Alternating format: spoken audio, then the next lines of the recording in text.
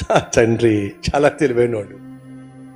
పెద్దోడి దగ్గరికి వెళ్ళి ఆరోగ్యం బాగాలేదురా కాస్త డబ్బులు ఎవరా అంటే, పెళ్ళం కోపంగా వెళ్ళిపోయిందని చెప్పేసి నీ వల్ల నా పెళ్ళానికి కోపం వచ్చింది, ఇంకెప్పుడు నీ మోకం చూపించపో అని బయటికి గెంటేశాడు.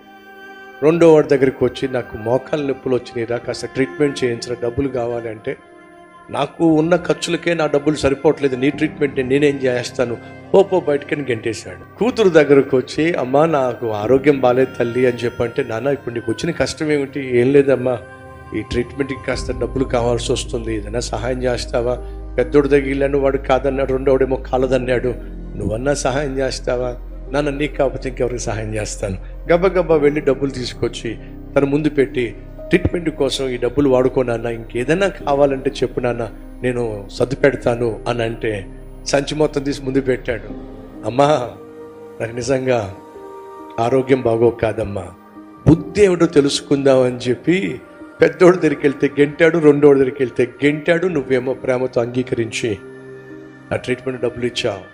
మా బ్యాంక్లో చాలా బ్యాలెన్స్ మిగిలిపోయిందమ్మా, ఎప్పుడేమైపోతుందో నాకు తెలియదు కాబట్టి ఈ సంచి నిండా లక్షల రూపాయలు, కోట్ల రూపాయలు తీసుకొచ్చానమ్మా. నన్ను నువ్వు అంగీకరించావు కాబట్టి కార్డు కూడా ఉందమ్మా, ఎంత కావాలంత డ్రా చేసుకో.